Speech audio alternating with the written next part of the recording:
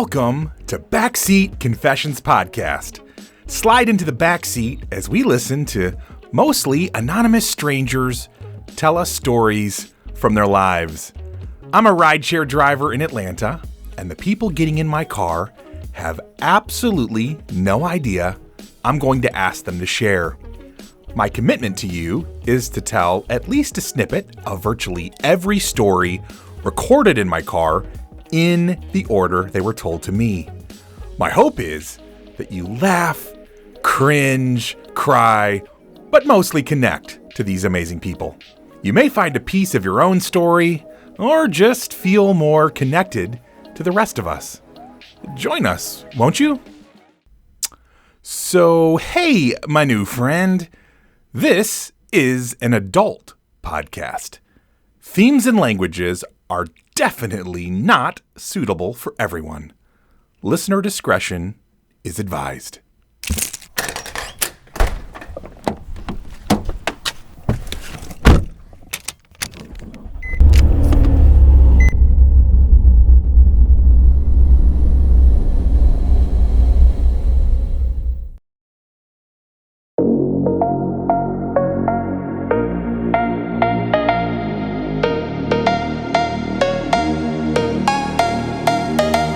Well, how in the world are you?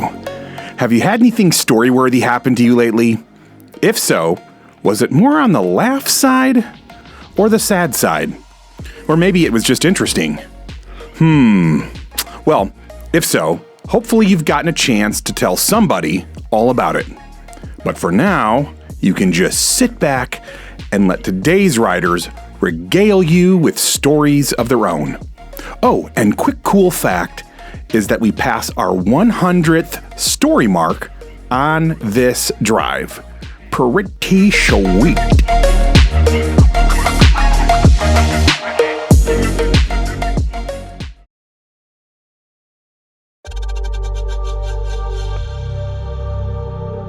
Our first rider has an encouraging message about how to face challenge and difficulties and yet keep our faith rather than letting ourselves become overwhelmed and just give up. Story number 99. Monday, January 4th, 2021, 9:29 p.m.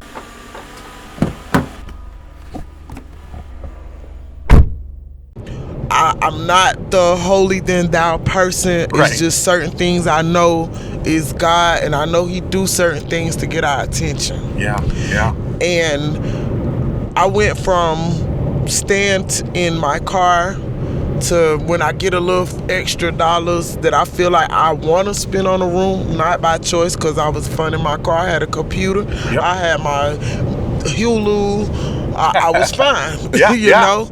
So with that being said, you never look at your situation as worse, because it was plenty of times people didn't have a car. Yeah. Now that my son took my car, was blessed with a hotel room that I've been in for the last 3 months. Nice. I've been blessed with a job.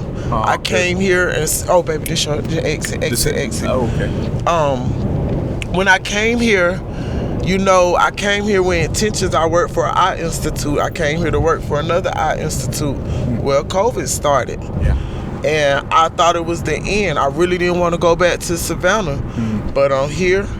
Everything's working out. I have peace of mind. I'm about to move again. I have 3 cars now. Wow. It may be a little broken and little minor stuff, but I have them. Yes, ma'am. So with that, I just like to encourage people that your hardships, you let that be your motivation. You let that be the reason that you keep pushing. That be the reason that for your grandkids, your kids, to show them that type of strength, because at some point they're gonna go through it. I don't care what get, what you do for them. Yeah. They're gonna go through some hardships.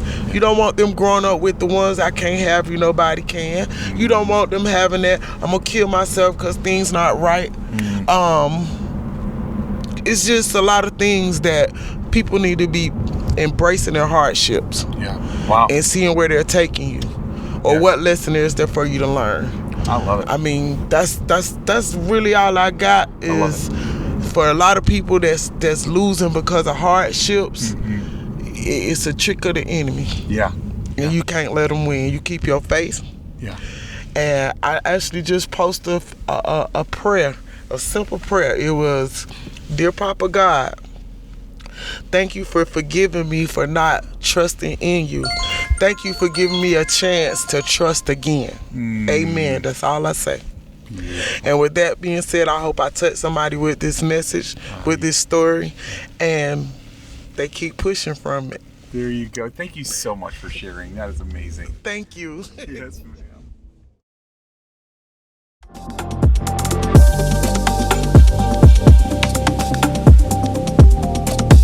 I do think her message is important. I know I wasn't raised with the idea that life involved a lot of pain and struggle, so it seemed like a big letdown to me when those things came later in life. Becoming a person of grit and fortitude and faith are some of the most noble pursuits I can imagine.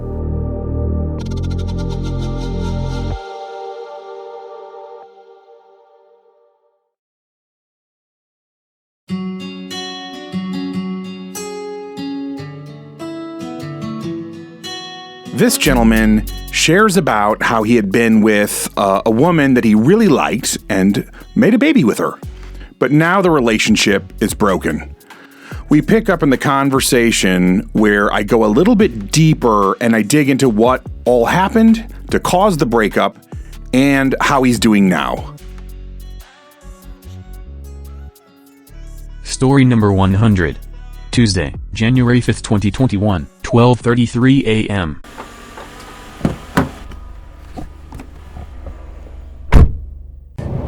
CJ, my question for you, two questions actually. One is, if you don't mind sharing,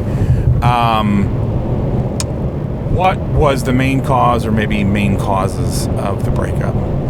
Now, this is where the story may seems not awkward, but I guess funny. Okay, yeah, I'm down. I am the cause of the breakup. Okay, fair. And me growing and being a man, yes, sir, accepting what I done, yeah, I kind of drove her away. Okay, yeah. And tell me about that. Being young, yeah, you know, trying to, okay, it's some over here, some over there, you know, like, yeah, that doesn't amount to anything when you don't have anything. Wow, and you're trying to build and you're trying to grow. Yeah, that's you're wasting time, and she's getting older, you're getting older, and eventually, you know, you have to start somewhere to build and accept what you've done to somebody, and you just have to let them go on. Yes. And you can't be bitter or mad. Now, honestly, I have been hurt. Yeah. But it's only because of what I done to her. Sure. Okay. Yeah. It ain't much as what she done to me, because it's actually turned out to be where it's kind of like a retaliation type of deal. Okay, right. So that's the funny part. Yeah. She pulled the same thing out. She pulled a me on me. Okay. In other words. And I'm assuming it was like, was it with someone you knew or just? No. It's somebody that she met. Okay, so it wasn't like she did.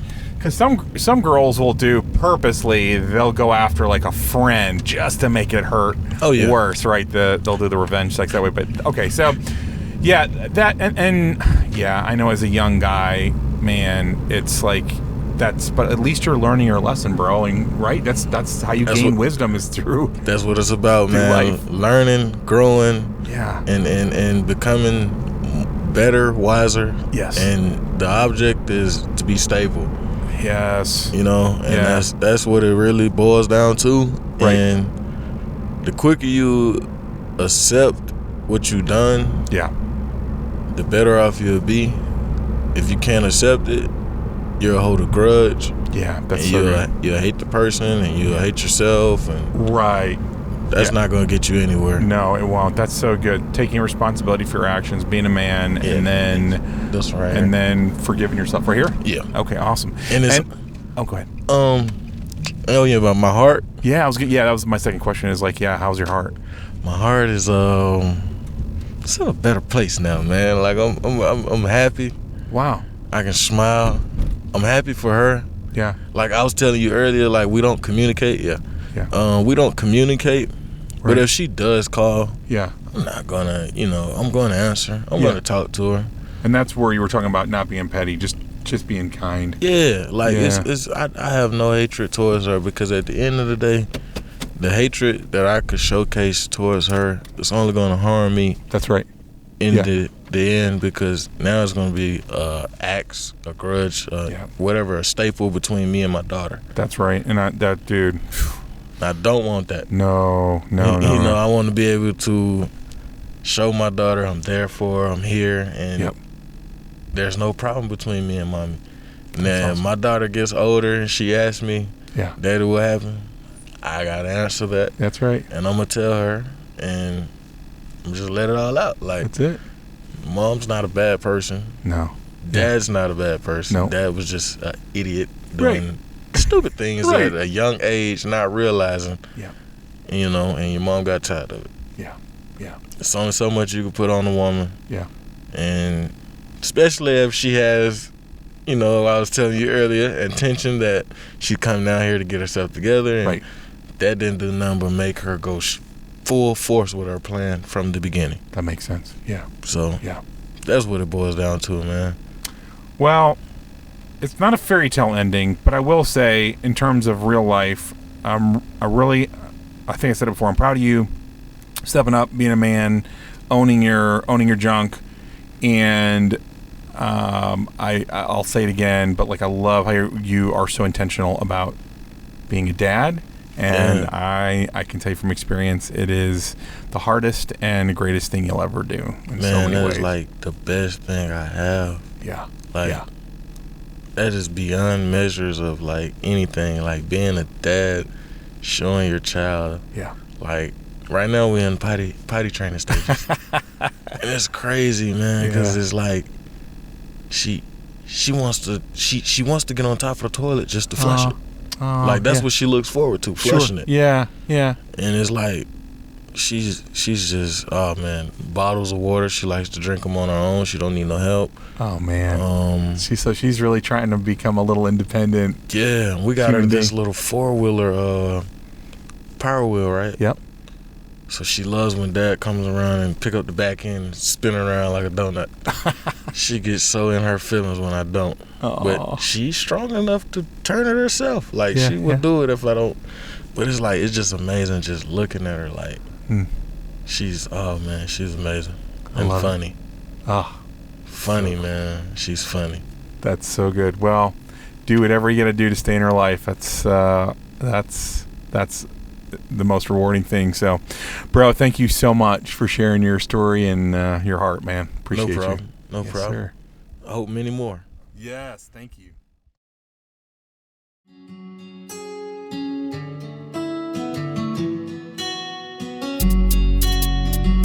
I believe that it is especially important for us as men, and particularly young men, to accept responsibility for our actions and to try to learn and grow from them. I applaud how well he owned his part in breaking the relationship and how he was dealing with the hurt of being left. Because even if we are the main cause of a split, emotionally, it's still painful to feel rejection.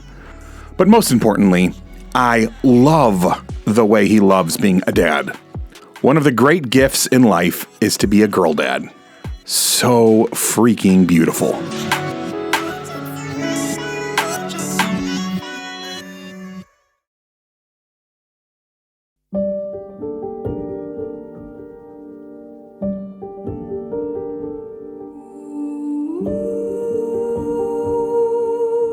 Some people have such strength in the face of hardship that it is almost difficult to comprehend. This next writer shares these painful and private struggles with so much dignity and grace. Story number 101. Friday, January 8, 2021, 3:28 a.m.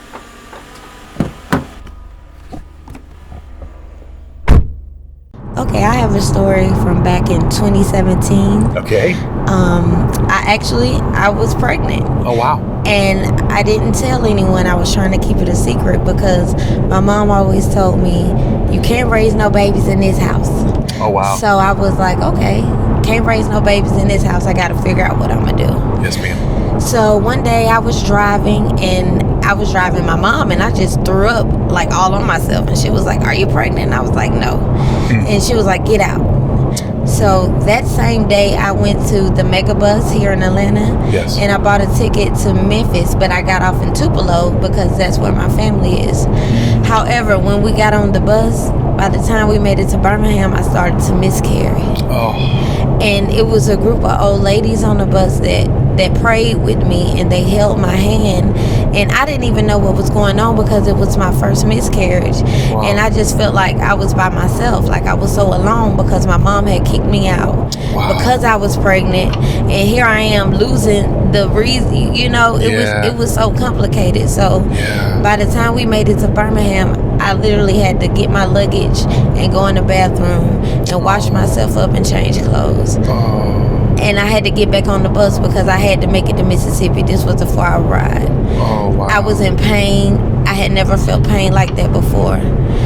By the time I made it to Tupelo, my cousin, she met me at the Love station, and she was like, what's wrong? And I was like, I think I'm having a miscarriage.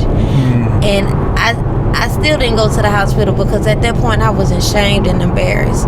So we went to her house, and she was a CNA, so she kind of just knew a couple of things, but we did it there, and that's something that I really never shared with anyone besides her. Like, and that's something that really, really hurt because I know my mom had me at a young age, and no one turned their back on her. So it was like, for me to go through that while that was going on, was tough. Yeah. You said your mom had you when you were young, and then she kind of turned her back. Do you think there was some, or I should just ask you, why do you think that she would have done that to you? I think it hurt her feelings for me to try to go.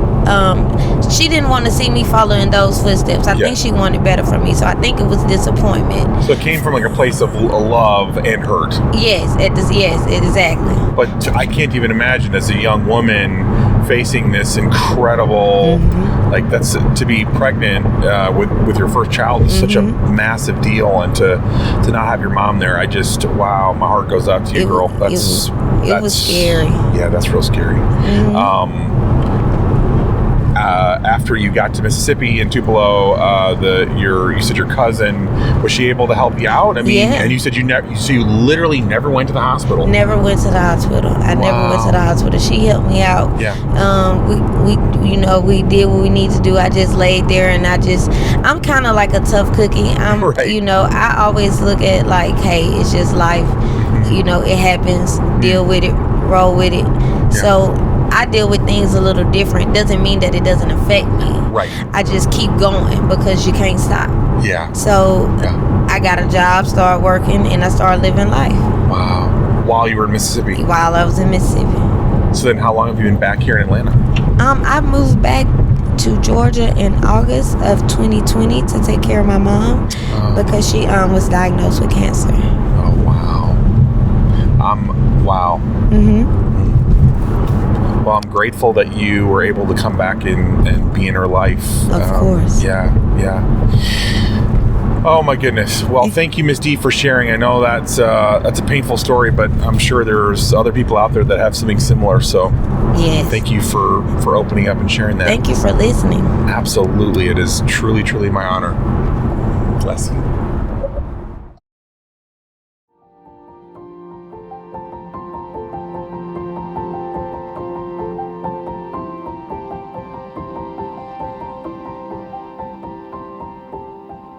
The shame and the pain of having a stillborn baby and not being able to go through that experience with your mom supporting you is just brutal. But this young lady's willingness to forgive and continue to move through life is just beyond inspiring. She truly is a hero in my mind.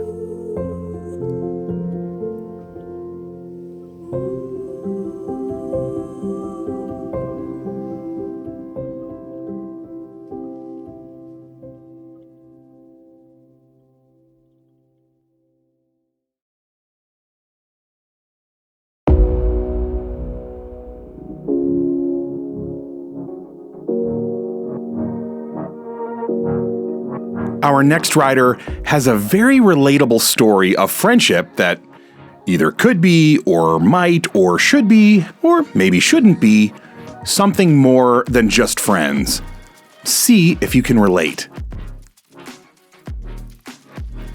Story number 102. Friday, January 8, 2021, 10:44 p.m.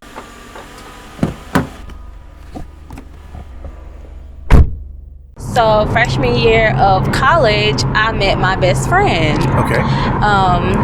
My best friend, we was super close, hung out every single day. Now, it didn't start off as, no type of lovey-dovey stuff. It was just strictly friendship. Yes, ma'am. Towards the end of that freshman year, I started to develop feelings for him. Yeah.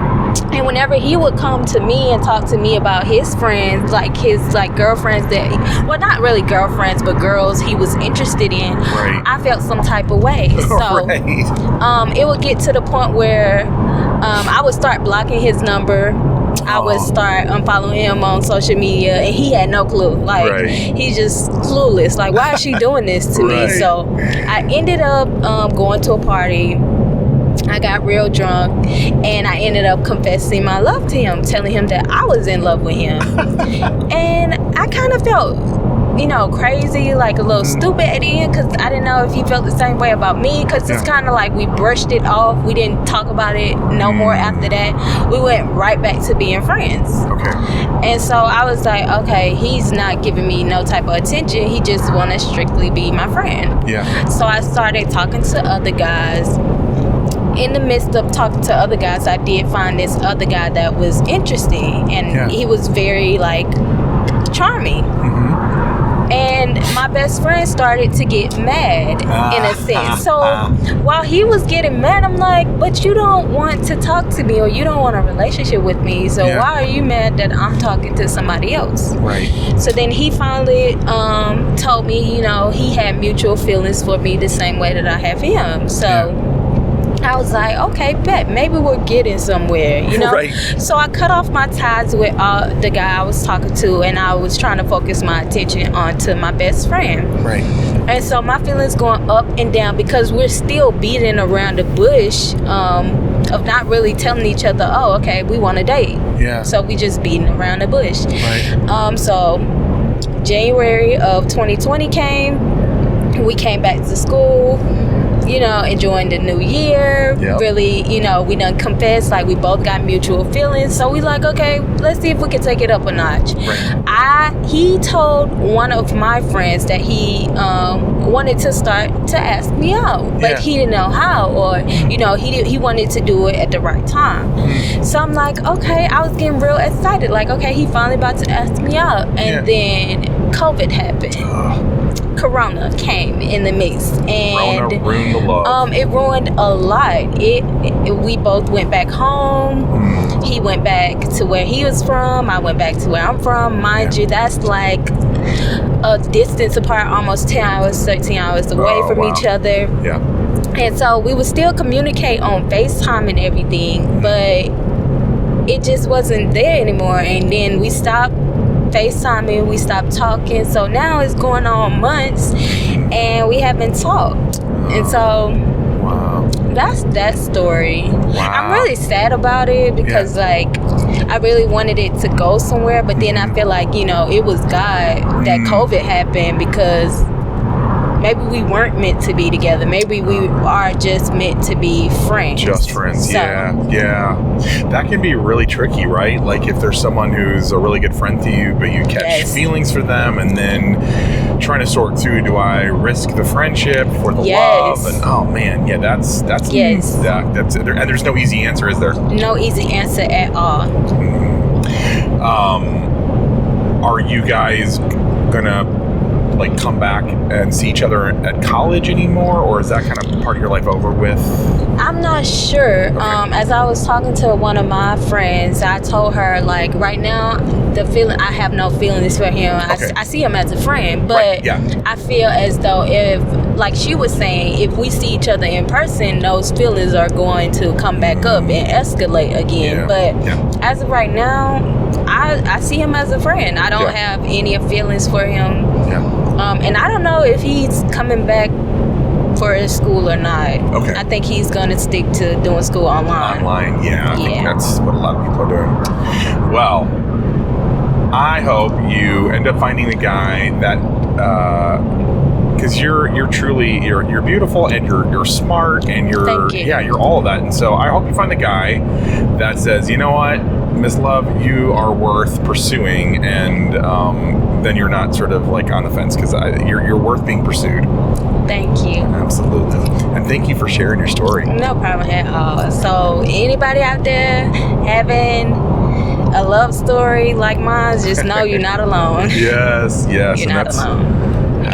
half the purpose of these stories, to let people know that they're not the only one. Wonderful. All right.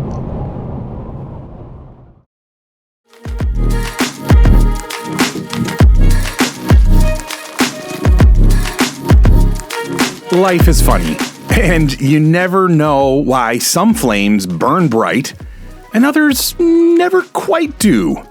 Still, I stick with my old school advice for the ladies. If he likes you, he'll let you know. If he's not pursuing you, then chances are pretty darn good that he's just not that into you. So, move along to greener pastures.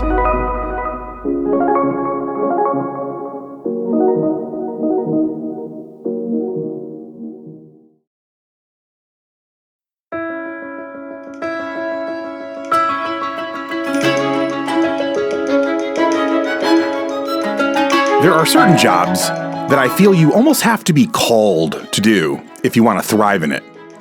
I love speaking with someone who is working in their calling, because you can just feel their competency and passion for the thing they do.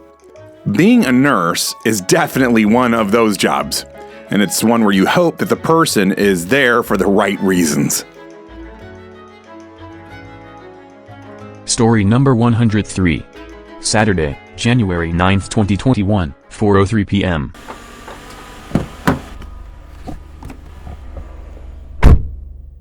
So, when I'm an ICU nurse. Oh, wow. So I've seen a lot of things from every different spectacle of life. Right.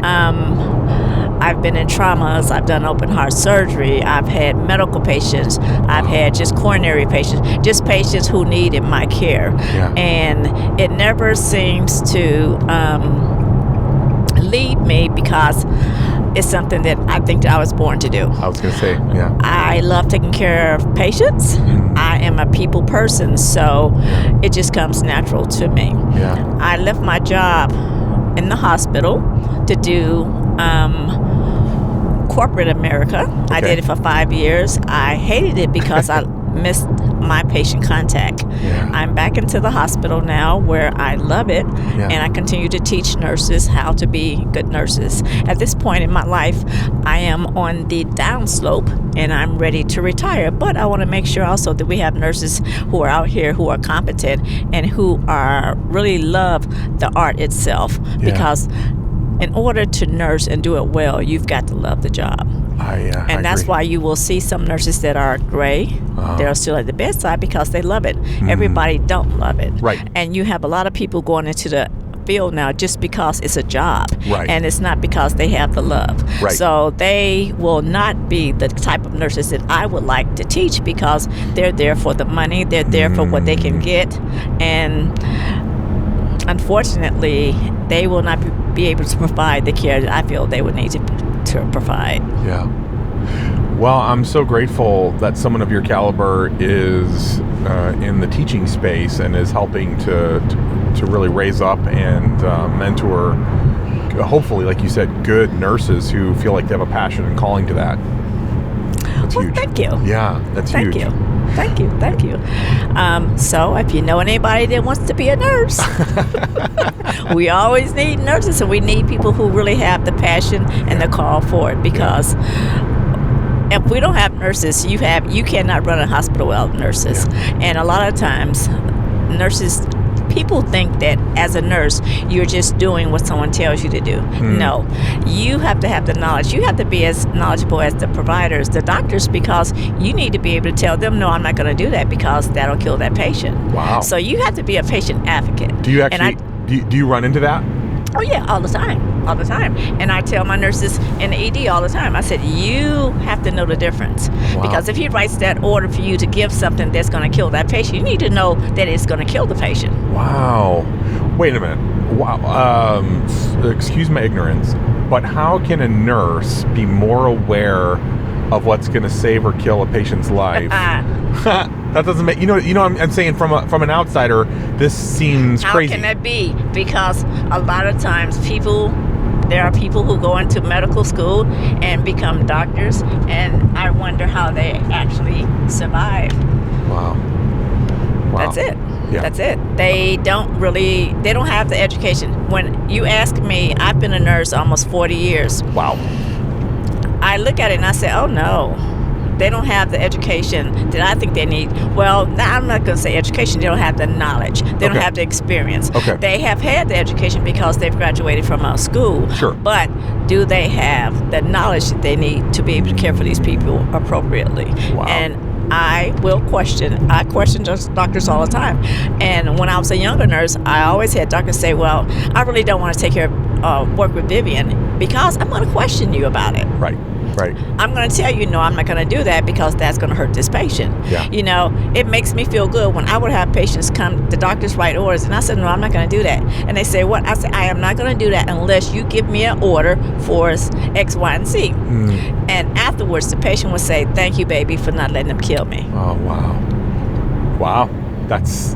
That's really fascinating. I don't know that I've ever heard that perspective before. Yeah. That's really... Yeah. So you really have to, you've got to know, you've got to, and I'm glad we have WebMD, you have Mayo, all these different sites. People have to be very informed about their health, about what's going on with them, and don't just take what they tell you. Yeah. You need to investigate yourself. If you don't know, try to find someone who knows so that you can make a informed consent decision about what you want done with yourself, because people will tell you have to. You always have a choice. Yeah. But before you give them that choice, that decision about what you want, investigate. Love it. I love it. You have to investigate because, like I said, things happen and people do things. And then sometimes, you have a person who's snuck in and said they're a doctor and really they're nobody, and they've gotten in somebody's facility and here they are practicing like a doctor and have never been to medical school. Really? That's crazy. So things happen like that. Yeah. But we as people have to be more informed about our health, about our bodies, what we do with our bodies. And when someone says you need to have something done, you need to investigate. Yeah. Don't just take it, say, okay, what it is, write it down for me. So that you can go and look, or you can go ask and you can inquire. That's smart. That's so smart. Yeah, that's really good, because I think that, for many years, people just sort of, the doctor said, so we better do it. And I think there's a lot more, people are a lot more likely to ask questions now. Right. So, and years ago, people did that. But now, no, you don't. You don't need to do that. Yeah. Nope. Yeah. Well, Miss V, thank you for your wisdom and You're for your welcome. grace. Yeah, you're an awesome young lady. You look amazing. Like you're beautiful. Well, thank I would you. never have guessed that you've been make- practicing for that many years. That's Yes, craziness. and I am 64, so yeah. Wow. Okay. Yeah. Well, as soon as I get off the podcast, I'm going to buy all your skin cream because, for real. Definitely, whatever my regimen is not going to keep me looking like that when I'm 60. So, thank you though so you much will. for sharing. Oh, you're so welcome.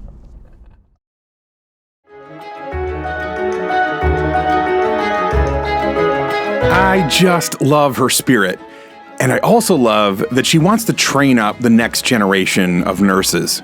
For some reason, I feel like as a society, we don't encourage a lot of mentorship and training inside the workforce. You can, of course, pay to get it outside of the workforce, but this is something special. Plus, the fact that she's such a fierce patient advocate is just so cool. I can almost see this lady's cape.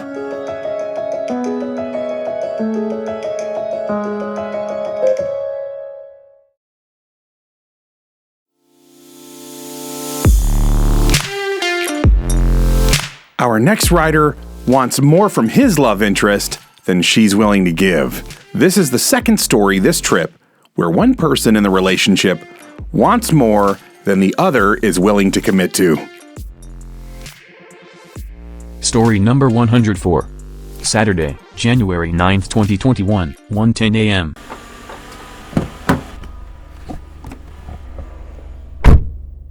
So, I am in love with this girl. Okay. Her name is... Change it or do a letter. Her name is the country of India. Okay. And she wants only me for my sex game. Okay. I actually want the longevity game where I would love to have a family. Wow. But so she hits me up and she says she's thinking about me and she actually only wants dick. Wow. And so when I'm trying to play the long game, but she's like, I'm unavailable, and I'm like, hey, I want to take you out. Yeah. But it's just, my life understanding is, some people, she's younger, she's probably like 24. Okay. I'm 28 this year. Nice. And so what I'm wanting to do is try and make something out of it with what her expectations are not on the same par. So the creative aspect of it is me trying to figure that out and try to make that work, longevity versus just a dick game. So that is my truth. Yeah. And today's Uber ride. Right. Yes, sir. Which what's really cool about that is obviously you think of it as traditional swapped male-female roles where the guy just wants to get laid and the girl wants more of the long game. But it's true. You're hitting that point in your life where I love that you're starting to think about like, okay, getting laid is not the only thing, and I love that you're thinking more long term. That's exactly my mindset, and how that's not what I'm just going for. I could get laid, of course, by like all these Tinder women that are not on my level. I would say they're just super easy. And I would like her because she's honestly beautiful, but she has a lot of familial problems, and so for me to try to make those right is just, it may be beyond my capabilities, and so I'm just along for the ride, try to be creative with it. Yeah. So my one piece of advice is don't try to fix someone, right? Don't try to make a whore into a housewife. Well, and I'm not. I don't want to call anyone a whore. But that's not what it is. It's trying to make them something they're not. If they are not interested in a long-term relationship, you're trying to convince them that that's what they want is probably not the best. Yeah, she says she wanted me to be her fuck buddy, and she understands how I feel. So it is what it is. We'll just see how it works.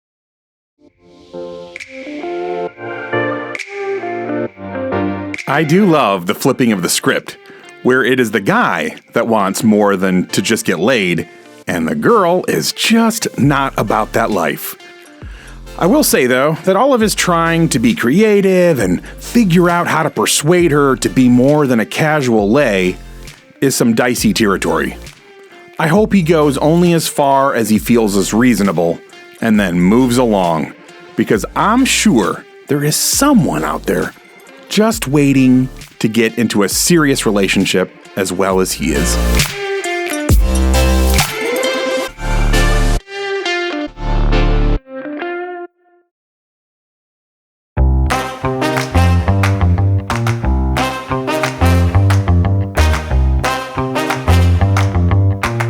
Well, I'm personally not a big fan of pranks, but I can admire a well-executed one that doesn't harm anyone.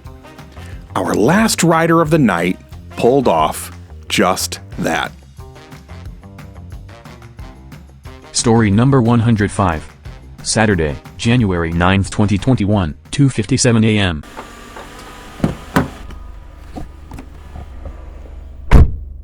I was just going to talk about this. One time, I'm from Georgia, so I went to Florida. Yes. Met up with some friends. So for some reason, I don't even remember why we did this, but we just we told everybody that, that I was a famous baseball player. Okay. And that I was basically that I was like, you know, destined to be in the pros, and that was like the next big thing. Nice. So basically, we got everybody in the bar to believe it. Oh, that's amazing, bro. Everybody thought that I was, you know, the next big thing. Wow. So I got at least like 6 or 7 rounds bought, dude, just for me for free. Right to the right. Yeah. So wow. me and my buddies got free shots like all night just because everybody thought I was the next big thing. That is a hilarious. And what's great about that prank is there's really no harm, no foul, right? No harm, no foul. We just got free shots. Yeah, you got free shots, and they went home thinking that they actually like met. Like, did you tell me you're a Braves player? I'm assuming. It was in Florida, so Okay. like I think right or left. I think guys? we told them right. Okay. I think we told them that it was in Texas. I believe. Perfect. So you kind of just like picks a big state where it's hard to know for sure. Yeah. I love that. And they all went home and like, dude, everybody believed it. That's so great.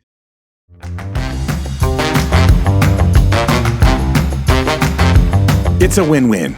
Prank was pulled, and the pranksters got the story and laughs, and the prankstees, I'm sure that's a word, got to feel like they met someone famous. It's perfect.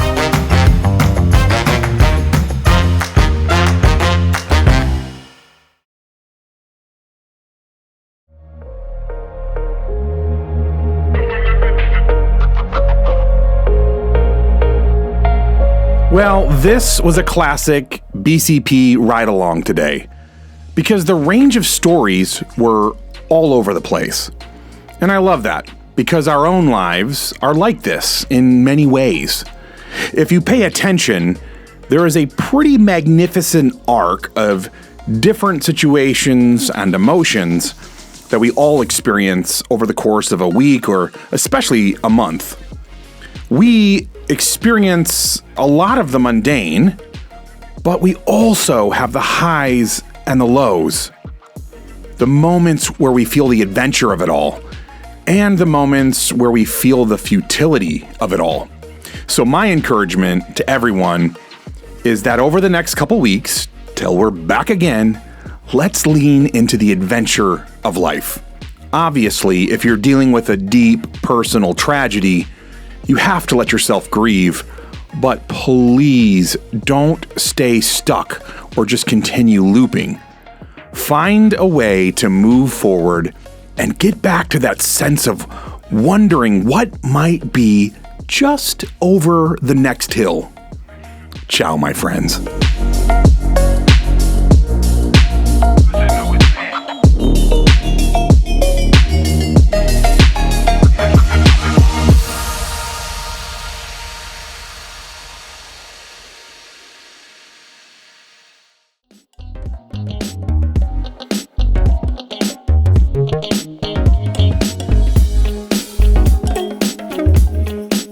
This is what happens when you are a rideshare driver in Atlanta and ask people for their stories. These weren't handpicked people with great stories. They just happened to get in my car and be gracious enough to share with all of us. And who knows, maybe someday you'll be in Atlanta and need to grab a rideshare and end up telling the rest of us the next great story on BCP. I'd actually encourage you to, every so often, just ask a stranger to share a story from their life. You never know what you might learn. I believe that our stories are powerful. They can make you laugh, cringe, cry, or even get you to think or feel differently. Our stories can truly make this world a little bit better place. So please, subscribe, rate, and listen to this podcast and share it with as many adults as possible. It would mean so much to me. First and foremost, I want to thank the incredible writers who trusted me with your stories. You're my heroes. Thanks also to all the people in the background who have believed in this project/dream. All of the music on this podcast was found on pixabay.com, and it was free, which is an amazing gift when you're starting a podcast on a shoestring budget.